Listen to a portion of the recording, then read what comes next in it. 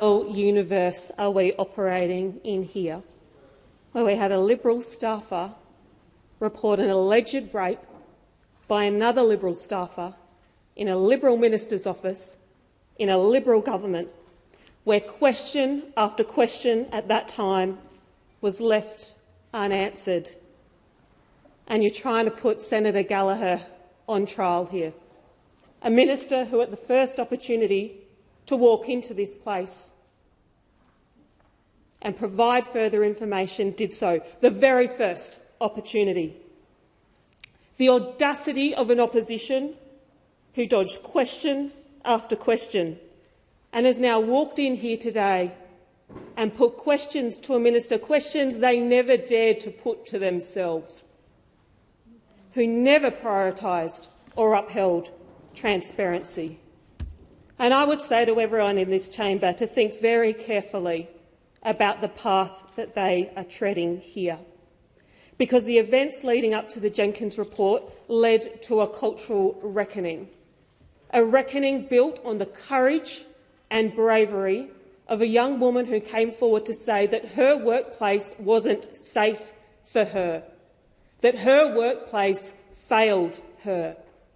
The recommendations of that report sought to not just reward her courage, but the courage of 1,000 other submitters, including me, including people in this chamber, to reward that courage with ambitious action that would transform the culture of this place, to set a standard, not betray one. That work was never going to be easy. It was never going to be set and forget. It was always going to require a fight, because systems of power that exploit, discriminate and abuse don't ever dismantle themselves. Many of us contributed to that work. Senator Gallagher made tireless contributions to that work. Woman after woman who has shared their own story of abuse, of harassment at work. There were people in this place, indeed in workplaces around our country, who felt secure in the shade of that reckoning, who felt brave because of the bravery of others, who thought they could speak because others spoke. And it was a reckoning that was not just overdue in this workplace, but in workplaces and spaces around our country. And we should all think very carefully about who in our country stands to benefit from the unravelling of that work, who stands to gain. And we should reflect on the fact that when they write the books on the women and men who fought to make this parliament, this institution, more respectful, more equal, more accessible, safer for those who made tremendous sacrifices to do and contribute to that work.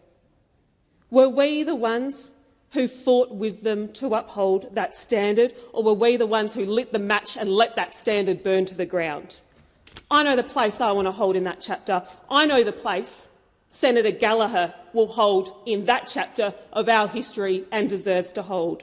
A woman who has always been guided, not just in this place, but in every other place she has walked, motivated by making the world a better, more respectful and safer place for the women in it. A woman who has been in the role as Minister for Women for just 1 year, but has already made her mark as a major reformer, already matched the women who have held that role before her, who is a powerful force for change both within the government, within the Labor Party and outside of it, and a woman who has never pulled a ladder up behind her, never accepted that the work was done. When they write the history books of the reckoning here and of the response, when they write the history books of this government and what it delivered for women, there will be a chapter with Senator Gallagher's name on it, and it's a chapter I will proudly read to my daughter. We all need to think about the chapter we want to be in as this history is written.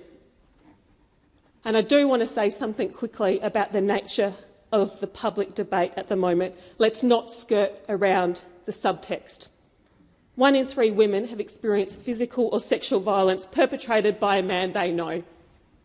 Let us not allow a chilling effect to hinder those women coming forward. We have a role in keeping them safe. in stopping this. We get to choose our place in history.